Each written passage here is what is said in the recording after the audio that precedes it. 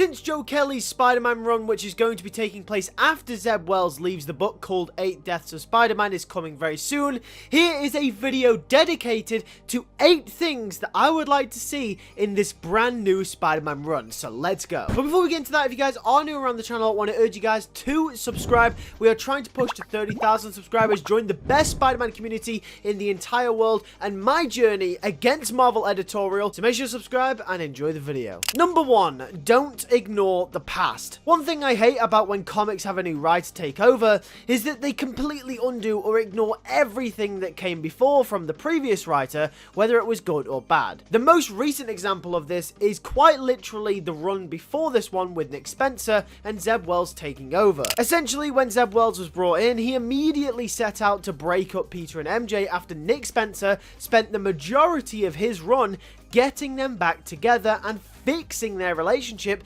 that had been tainted for years after One More Day. Wells received a lot of backlash for this, and for good reason, because the fans wanted MJ and Peter to just stay together. And using that same logic, it's imperative for Kelly to not ignore what Wells has been setting up as well. Joe Kelly has to make sure he's either going to improve upon what Zeb Wells did or build on it in a satisfying way, rather than just ignoring it. Even if you think the stories that Zeb Wells was telling weren't that great anyway, completely ignoring them will make the problem 10 times worse and a million times more messier. As we know, Wells just finished off his Norman and Peter story, which saw the return of the Goblin, and it would be nice to see the ramifications of that in Kelly's story, rather than him just completely ignoring it. Number 2, please fix Mary Jane. This is a long shot since she has her own comic series at the moment, and the majority of things that happen with that character are probably going to happen over there. However, I beg that if Mary Jane is to show up, he does something with the character. I've made countless videos talking about Jackpot and her comics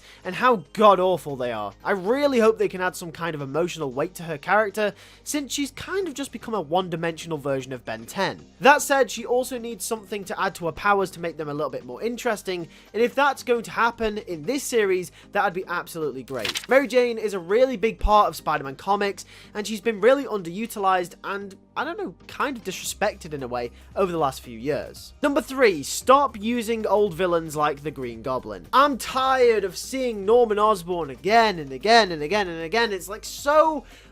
just stop it. Every time villains like Goblin or Doc Ock show up, it lessens the significance of battles and emotional weight that they've carried in the past. Like, for example, the night Gwen Stacy died should be a haunting moment and experience for Peter Parker for the rest of his living days. But the fact that the Goblin keeps coming back over and over again undermines the significance that the Goblin has to that story. So the moral is, just do something different. Number 4, give us new villains. Leading into what I just said about the Green Goblin and Doc Ock and all the older villains, please give us some new ones. Having a brand new number 1, or at least being a brand new series, makes this the perfect time to introduce, or at the very least, set up a brand new big bad to go up against Spider-Man. Someone that isn't the Goblin, Doc Ock, or even someone like Kraven. This could be touted as Spider-Man's new greatest villain, and I think something like that would be really interesting. We also have to remember that eventually, Spider-Man is going to run out of villains to face. There's only so many times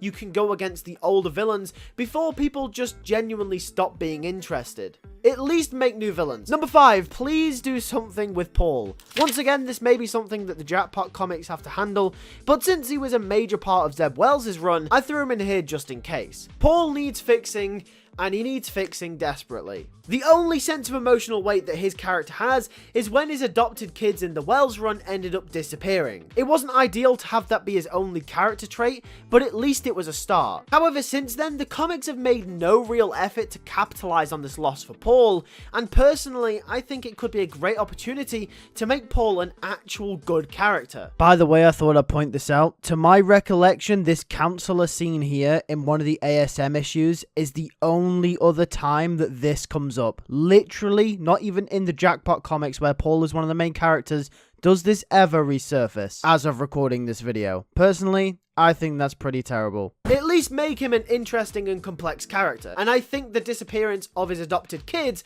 could be a great way to start. However, the only issue is it's Marvel editorial and they don't really seem to care about good character writing. So I highly doubt this will happen, but please, for the love of God, if anyone at the higher ups at Marvel is watching this, just please do something with Paul, because he needs to be a good character and he's terrible at the moment. Just please fix him. Number 6, please fix Peter's midlife crisis. Okay, I know this book is called The 8 Deaths of Spider-Man, so there's a very good chance he ain't gonna make it, but just in case he does, here's one thing to follow. Peter's midlife crisis is completely and utterly tiring. Yes, I know, it's a big part of Spider-Man's character to basically have him be broke, have him have no relationship, not have a job, he gets fired all the time, right? This is a massive part of Spider-Man's character, but this guy is pretty much pushing 30 at this point. You'd think that since the character is almost 30 in the comics now, that at some point he would have figured out how to live his life to some degree of comfortability whilst also being Spider-Man. That said, it's not like you can't introduce new consequences or problems for Peter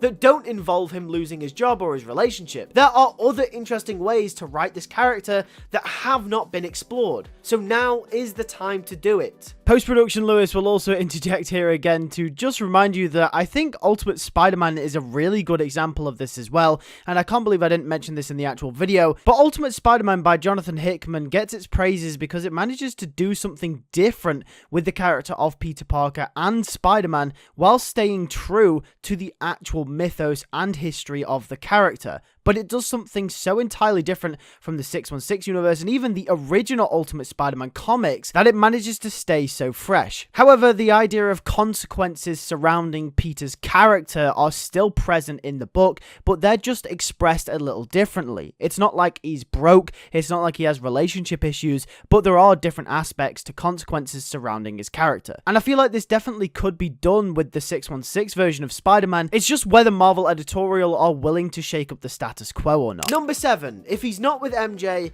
just don't bother. Another trend that is common with Spider-Man books recently is that when Peter isn't with MJ, he's had a fling with Black Cat or someone else. Just stop. We all know how these stories end because, well, we know he's going to break up with them. What is the point? The only way I'd be okay with this is if you're willing to introduce a brand new love interest that we've never seen before and isn't MJ or anyone else. However, based off the title, 8 Deaths of Spider-Man, I don't think that's going to be the case. And because this isn't going to be the case, then just remove Black Cat, remove any sort of fling he has with anyone. There's just no point. It's a useless side plot that always gets thrown under the rug at some point.